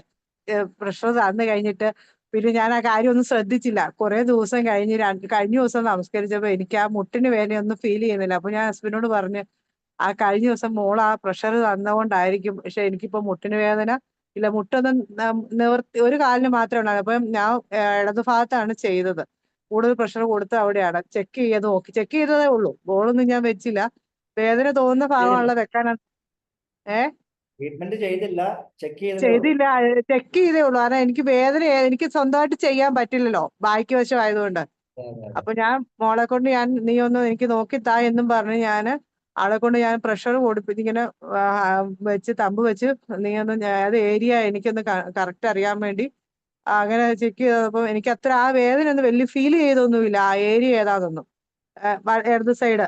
പക്ഷെ എങ്ങനെയാണേലും കാലിന്റെ വേദന എനിക്ക് മാറി. അതെനിക്ക് അൽഹംദുലില്ലാ, അതെനിക്ക് പറയാതിരിക്കാൻ പറ്റില്ല. കാരണം അതൊന്നും ആദ്യമൊന്നും എനിക്ക് അറിഞ്ഞില്ല, ശ്രദ്ധിച്ചില്ല എന്നുള്ളതാണ്. കാരണം കുറച്ച് തിരക്കൊക്കെ ഉണ്ടായിരുന്നു. പക്ഷെ കഴിഞ്ഞ ദിവസം നമസ്കരിച്ചപ്പോഴാണ് കുറച്ചുകൂടി എനിക്ക് ആ കാലിന് വേദന മാറിയത്. പെട്ടെന്ന് അത്യാവശ്യത്തിനൊക്കെ ഇരുന്ന് കഴിഞ്ഞാൽ പെട്ടെന്ന് നിവർത്തണമായിരുന്നു. സ്ഥലം വീട്ടി കഴിഞ്ഞാൽ ഉടനെ വേഗം ഒരു കാല് ഞാൻ നിവർത്തി വെക്കുമായിരുന്നു. ഇപ്പൊ 2-3 ദിവസമായിട്ട് എനിക്ക് ആ വേദന ഫീൽ ചെയ്യുന്നില്ല. ആ ഒരു ഉള്ളിലൊരു വലിച്ചിലായിരുന്നു. എനിക്കൊരു സയാറ്റിക്കയുടെ ഒരു പ്രോബ്ലം പോലെയൊക്കെ എനിക്ക് ഫീൽ ചെയ്തായിരുന്നു. നമ്മള് ഈ അറിയാവുന്നതുകൊണ്ടാണോ എത്ര നമുക്ക് അതാണോ എന്നൊരു ചിന്തയൊക്കെ വന്നിരുന്നു. എന്നായാലും ഇപ്പൊ പ്രശ്നങ്ങളൊന്നുമില്ല. നമ്മൾ ക്ലാസ്സിൽ കേട്ടിട്ടുണ്ടല്ലോ, അതായത് പലപ്പോഴും നമുക്കുള്ള അനുഭവം, ആളുകളെ ട്രീറ്റ്മെന്റ് ചെയ്യുന്നതിനപ്പുറം അവരുടെ പ്രോബ്ലങ്ങൾ ചെക്ക് ചെയ്യാൻ വേണ്ടി കൊടുക്കുന്ന ചെറിയ പ്രഷറിൽ പോലും ആദ്യത്തെ ബുദ്ധിമുട്ടുകൾ മാറാറുണ്ട്. അപ്പൊ അത്രയും നമുക്കിത് കറക്റ്റ്, നമ്മൾ എന്താ പറയുന്നത്, spine correction is very simple and fast എന്ന് പറയുന്നത് അതുകൊണ്ടാണ്. അതെനിക്ക് നല്ല ഫീൽ ചെയ്തു. കാരണം നമ്മൾ വേറെ ആർക്കും ചെയ്തില്ല. ഞാൻ നമുക്കൊരാൾക്ക് മറ്റൊരാൾക്ക് നമുക്ക് ചെക്ക് ചെയ്യാൻ പറ്റും. പക്ഷെ നമ്മളെ ചെക്ക് ചെയ്യണമെങ്കിൽ മറ്റൊരാൾ വേണ്ടത് നമ്മളെ ചെക്ക് ചെയ്യാനായിട്ട്. അപ്പൊ ആ ഒരു ചെക്ക് ചെയ്തതിൽ മാത്രമാണ് ഞാൻ മോളോട് നീ അവിടെ ഒന്ന് പ്രഷർ കൊടുത്തേരെ എന്ന് പറയാം. എന്നാലല്ലേ പ്രഷർ കുട്ടികൾ ചെയ്താലേ മാത്രം ആകൂലല്ലോ, എഫക്ട് കിട്ടൂല്ലോ. അപ്പൊ നീ അവിടെ ചെയ്ത് നോക്ക്, എനിക്ക് വേദന ഫീൽ ചെയ്യുന്നുണ്ടെങ്കിൽ എനിക്ക് എന്നാ ബോൾ വെക്കാം എന്നുള്ള ഒരു രീതിക്കാണ് ഞാൻ ചെക്ക് ചെയ്തത്. പക്ഷെ ചെക്ക് ചെയ്തപ്പോൾ എനിക്ക് ഫീൽ ചെയ്യാൻ തോന്നിയില്ല. പക്ഷെ എന്നായാലും എന്റെ കാലിന്റെ മുട്ടിന്റെ പ്രശ്നം എനിക്കത് മാറിക്കിട്ടി എന്നുള്ളത് പറയാതിരിക്കാൻ പറ്റില്ല. ഇക്കാര്യം ഞാൻ പറഞ്ഞു, എനിക്ക് അന്നത്തെ പ്രഷറിലാന്ന് തോന്നുന്നു. എനിക്കിപ്പോ ആ കാലിന്, അല്ലെങ്കിൽ എനിക്ക് നടക്കുമ്പോൾ ചെറുപ്പം ഒരു വലിച്ചില് തോന്നുമായിരുന്നു. നമസ്കരിക്കാൻ വളരെ ബുദ്ധിമുട്ടായിരുന്നു. കാല് മടക്കി നിസ്കാരം കഴിഞ്ഞ അപ്പൊ തന്നെ ഒരു കാല് ഞാൻ നിവർത്തുമായിരുന്നു. നിവർത്തി വെച്ചേ ഇരിക്കാൻ പറ്റുള്ളൂ. എന്നാലും അതിന് വലിയൊരു അനുഗ്രഹമുണ്ട്. വേറെ ആരെങ്കിലും? കഴുത്തിൽ സർവിക്കലിന് ലോഡോസിസ് ഉണ്ടാവോ? അങ്ങനെ വരുവാണെങ്കിൽ എന്തായാലും ചെയ്യാം. സെർവിക്കൽ ഹൈപ്പർലോഡോസിസ്. അതെ, അങ്ങനെ വരുമ്പോ ഏത് രീതിയിലാണ് നമ്മൾ ഇതിനെ ട്രീറ്റ് ചെയ്യുക? പറഞ്ഞല്ലോ, അതായത് സെർവിക്കൽ ഹൈപ്പർലോഡോസിസ് ഉള്ളവരെ പൊതുവായി നമ്മൾ നോക്കിയാൽ അവരെല്ലാം സെർവിക്കൽ തൊറാസിക് ഹൈപ്പർ കൈഫോട്ടിക് ഉള്ളവരായിരിക്കും. ക്ലിയർ ആണോ പറയുന്നത്? അതായത് ഞാൻ ജസ്റ്റ് എന്റെ സ്ക്രീനിൽ നിന്ന് ബാക്കിലോട്ട് പോയിട്ട് ഷെയർ ചെയ്ത് കാണിക്കാം.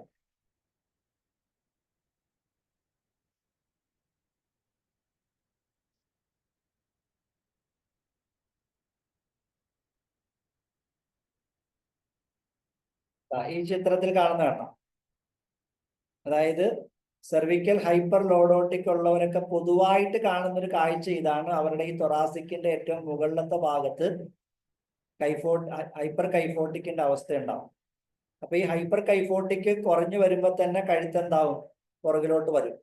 അതുകൊണ്ടാണ് നമ്മൾ പറഞ്ഞത് കൈപൊക്കാനുള്ള ബുദ്ധിമുട്ടുള്ള ആളുകൾക്ക് സ്വാഭാവികമായിട്ട് ഹൈപ്പർ കൈഫോസിസിന്റെ കൂടെ ഹൈപ്പർ ലോഡോസിസും ഉണ്ടാകും. അപ്പൊ ആദ്യം ഹൈപ്പർ കൈഫോസിസ് പരിഹരിക്കാം. അപ്പൊ സ്വാഭാവികമായിട്ട് കഴുത്ത് പുറകോട്ട് തന്നെ ഈ ഒരു കൂന് മാറുമ്പോൾ സ്വാഭാവികമായിട്ട് ബോഡി നേരെയാകും. അതിനുശേഷം ആവശ്യമുണ്ടെങ്കിൽ നമ്മൾ സെർവിക്കൽ ട്രാക്ഷനും കൂടെ ചെയ്യാം.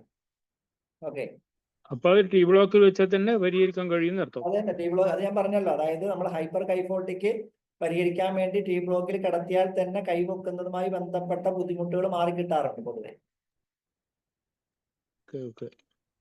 Thank you. സാർ ഒരു മിനിറ്റ്, നമ്മളത് ഈ ടി ബ്ലോക്കിൽ ഇങ്ങനെ ഈ കിടത്തുന്ന സമയത്തെ അവർക്ക് ഷോൾഡറിന്റെ ഭാഗത്തോ അല്ലെ കയ്യിലേക്ക് പെയിൻ ഉള്ളവരാണെങ്കിൽ അവർക്ക് കിടക്കാൻ പറ്റില്ല. അപ്പൊ അപ്പൊ അവര് തീരെ കിടക്കാൻ പറ്റില്ല. അപ്പൊ തലയുടെ ഭാഗത്ത് എന്തെങ്കിലും ഒരു ചെറിയ സപ്പോർട്ട് കൊടുത്താൽ മതി. അപ്പൊ അവര് വേദന കാരണം കിടക്കാൻ പറ്റില്ല എന്ന് പറയുന്നുണ്ട്. അപ്പൊ നമ്മൾ തലയുടെ ഭാഗത്ത് ചെറിയൊരു പുസ്തകം എന്തെങ്കിലും വെച്ച് സപ്പോർട്ട് കൊടുത്താൽ മതി. അവർക്ക് വേദന മാറുന്നത്ര ഉയരമുള്ള എന്തെങ്കിലും സപ്പോർട്ട് കൊടുത്താൽ മതി. കുറച്ച് കഴിഞ്ഞാൽ നമുക്ക് അതെടുത്ത് മാറ്റാൻ പറ്റും. കാരണം ബോഡി കറക്റ്റ് ആവുമ്പോഴേ. ഓക്കെ. അതേപോലെ നമ്മൾ ഈ C7 T1 ഭാഗത്ത് നമ്മൾ ബൾജിങ് കാണുന്ന ആൾക്കാരെ ഇങ്ങനെ ഉയർന്നു നിൽക്കുന്ന ഒരു ഇതുണ്ടല്ലോ, ബൾജിങ് ഉള്ള ആ ഏരിയയില് നമ്മളിങ്ങനെ കൈകൊണ്ട് തൊടുമ്പോ അവിടെ ഒരു ഫ്രീസിങ് പോലെ ഉണ്ട്. ആ ഏരിയ ഇങ്ങനെ ഒന്ന് നന്നായിട്ടൊന്ന് ഹാർഡായിട്ടാ പുറമേ തന്നെ നമുക്ക് ഫീൽ ചെയ്യുന്നത്. അവിടെ ഇച്ചിരി നല്ല രീതിയിലുള്ള എല്ലിന്റെ പൊസിഷൻ തെറ്റിയിട്ടുണ്ടാവും. അതുകൊണ്ടാണ് ഞാൻ ഹൈപ്പർ ലോഡോട്ടിക്കും ഹൈപ്പർ കൈഫോട്ടിക്കും ഒരേ സമയം വരുന്ന ജംഗ്ഷൻ ആകും. അപ്പൊ അതിൻ്റെതായ ബുദ്ധിമുട്ടോടെ നന്നായിട്ട് കാണിക്കുക. അപ്പൊ നമ്മൾ ഈ ഹൈപ്പർ കൈഫോട്ടിക്ക് മാക്സിമം എന്ത് ചെയ്യണം, കുറയ്ക്കാൻ ശ്രമിക്കണം. അപ്പോഴേ നമുക്ക് ആ ഹൈപ്പർ ലോഡോട്ടിക്ക് കുറച്ചെടുക്കാൻ പറ്റുള്ളൂ. ഓക്കെ. അവിടെ നമുക്ക് എന്തെങ്കിലും മസാജർ വെച്ചിട്ട് മസാജ് കൊടുക്കാൻ പറ്റുമോ? ഞാൻ പറഞ്ഞല്ലോ, ആ ഏരിയകളിലൊക്കെ നമുക്ക് ഈ തുണിയൊക്കെ വെച്ചാൽ അതിന്റെ എഫക്റ്റ് കിട്ടുന്നതോടൊപ്പം തന്നെ എന്തെങ്കിലും മസാജറുകൾ യൂസ് ചെയ്തിട്ട് എന്ത് ചെയ്യാം, നന്നായിട്ട് മസാജ് ചെയ്യാം.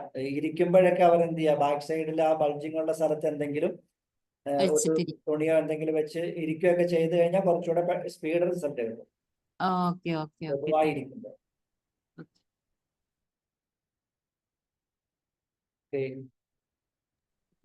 സാറേ ടെന്നീസ് എൽബോ ഹൈപ്പർ കൈഫോട്ടിക് കൊണ്ടുണ്ടാവോ? ടെന്നീസ് എൽബോയുടെ പ്രശ്നവും ബേസിക്കലി കിടക്കുന്നത് C8 നെർവിലാണ്.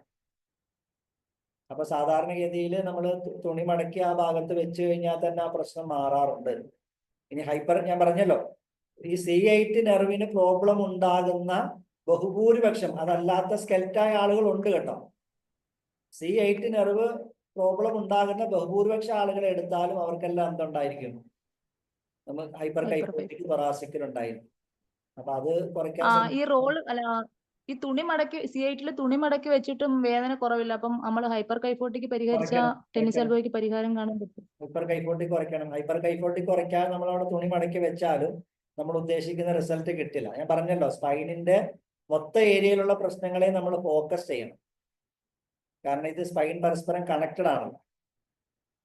എപ്പോഴും ശ്രദ്ധിക്കേണ്ടത്, ഞാൻ വീണ്ടും ആവർത്തിച്ച് പറയാണ്, ആളുകളുടെ എല്ലാം ഹൈപ്പർ കൈഫോട്ടിക് മാക്സിമം കുറയ്ക്കാൻ വേണ്ടി ശ്രമിച്ചാൽ നമുക്ക് മുകളിലും താഴെയും അതിന്റെ റിസൾട്ടുകൾ നല്ല രീതിയിൽ ഉണ്ടാവും. അതൊന്ന് പ്രത്യേകമായിട്ട് നമ്മുടെ ട്രീറ്റ്മെന്റിൽ ശ്രദ്ധിച്ചോളാം. ഓക്കെ. Hello sir. എന്തെങ്കിലും സംശയം? Hello sir.